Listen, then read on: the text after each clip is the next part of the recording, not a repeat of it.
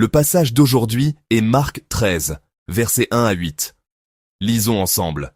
Lorsque Jésus sortit du temple, un de ses disciples lui dit « Maître, regarde quelle pierre et quelle construction !» Jésus lui répondit « Vois-tu ces grandes constructions? Il ne restera pas pierre sur pierre qui ne soit renversée. » Il s'assit sur la montagne des Oliviers, en face du temple. Et Pierre, Jacques, Jean et André lui firent en particulier cette question.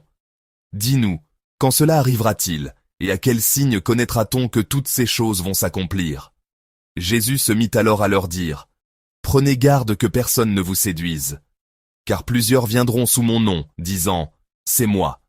Et ils séduiront beaucoup de gens. Quand vous entendrez parler de guerre et de bruit de guerre, ne soyez pas troublés, car il faut que ces choses arrivent. Mais ce ne sera pas encore la fin. Une nation s'élèvera contre une nation et un royaume contre un royaume. Il y aura des tremblements de terre en divers lieux. Il y aura des famines. Ce ne sera que le commencement des douleurs. Amen. Pour commencer le message d'aujourd'hui, Jésus sort de nouveau du temple. Comme nous l'avons entendu dans le message d'hier, par la présence de Jésus, le Fils de Dieu, la présence de Dieu a été restaurée dans le temple de Jérusalem. Cependant, lorsque Jésus quitte le temple, celui-ci n'est plus qu'un bâtiment de briques, dénué de la présence de Dieu. À cette époque, le temple de Jérusalem était rempli d'actes religieux, qui, au lieu de rapprocher les gens de Dieu, les en éloignaient. Pourtant, la seule personne qui pouvait voir cette vérité spirituelle était Jésus. Et pour cause, le temple de Jérusalem, à l'époque de Jésus, était un bâtiment immense et magnifique, même selon nos normes modernes. Construit sur une esplanade gigantesque de plus de 300 mètres de large et 500 mètres de long, le temple de Jérusalem atteignait une hauteur d'environ 45 mètres.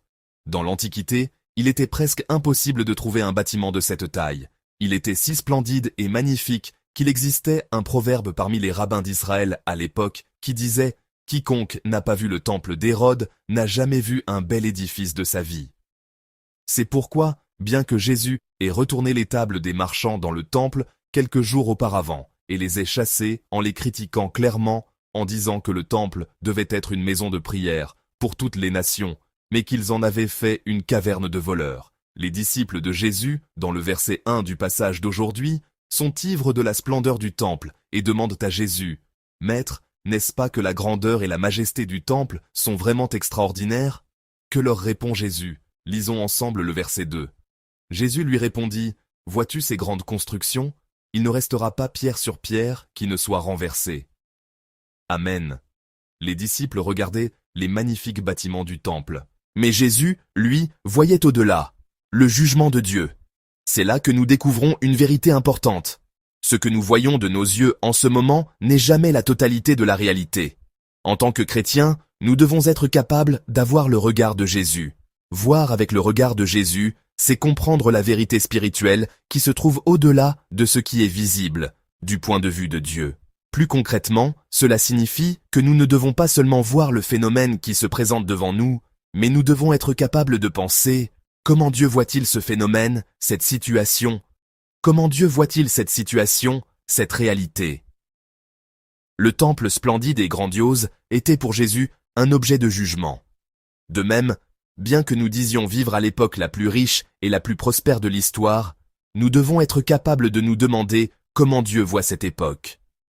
Et en resserrant encore le champ, nous devons être capables de nous demander « Comment Dieu voit-il ma vie en ce moment ? Comment est ma vie du point de vue de Dieu ?» Même si en apparence, notre vie semble aussi magnifique et bien ordonnée que le temple, nous devons être capables de nous examiner honnêtement pour savoir à quel point notre cœur et notre vie sont conformes au cœur de Dieu, à quel point nous sommes proches de Jésus. Car Jésus voit tout de moi, au-delà des apparences.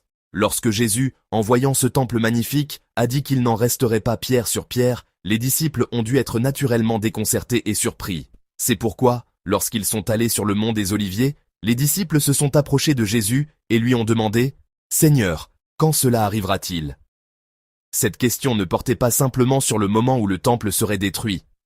Car pour les Juifs de l'époque, la destruction du temple était liée à la fin de l'histoire. C'est pourquoi Jésus informe ses disciples non seulement de la date de la destruction du temple de Jérusalem, mais aussi des événements qui se produiront à la fin de l'histoire. Ainsi, Marc 13 est la parole de Dieu adressée aux chrétiens de toutes les époques. Ce que nous devons remarquer, c'est que bien que Jésus parle de la fin de l'histoire, et que la fin soit clairement une histoire du futur, l'accent de Jésus n'est pas mis sur le futur, mais sur notre présent. Lisons ensemble les versets 4 et 5. Dis-nous, quand cela arrivera-t-il, et à quel signe connaîtra-t-on que toutes ces choses vont s'accomplir?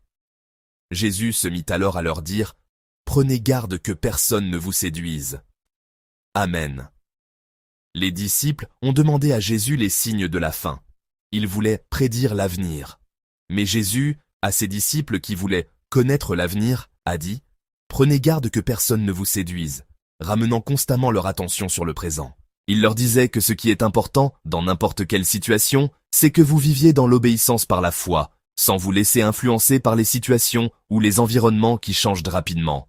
Ensuite, Jésus parle également des menaces qui pèseront sur les disciples à l'approche de la fin.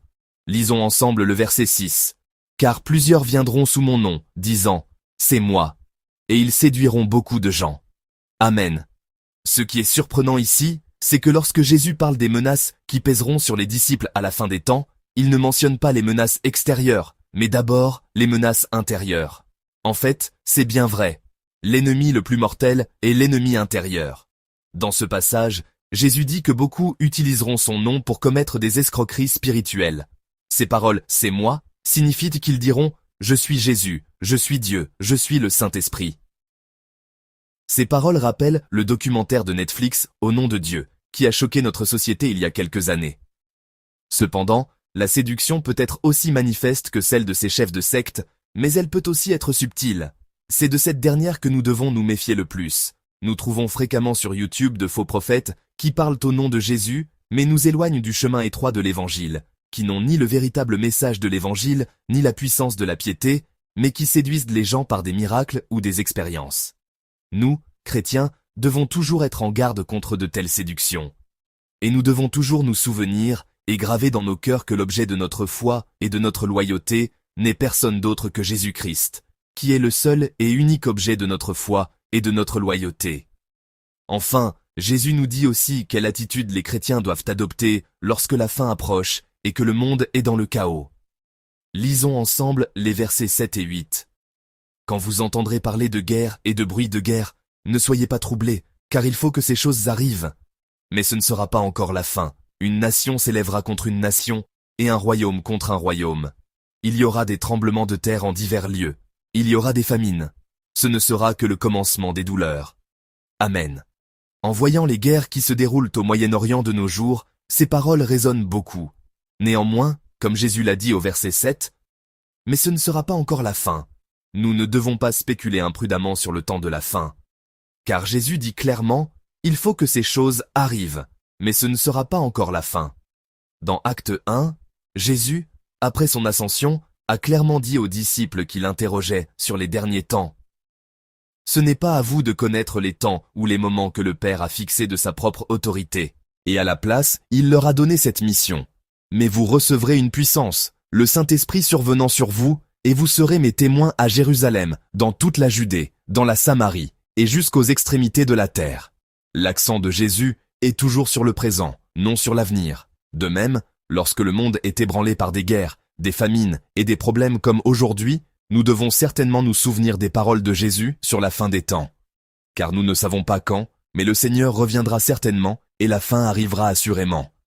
Cependant, au verset 7, Jésus nous a dit « Ne soyez pas troublés ». Nous devons toujours nous souvenir où se situe l'accent du Seigneur. Le Seigneur nous dit de ne pas avoir peur, de ne pas être séduit.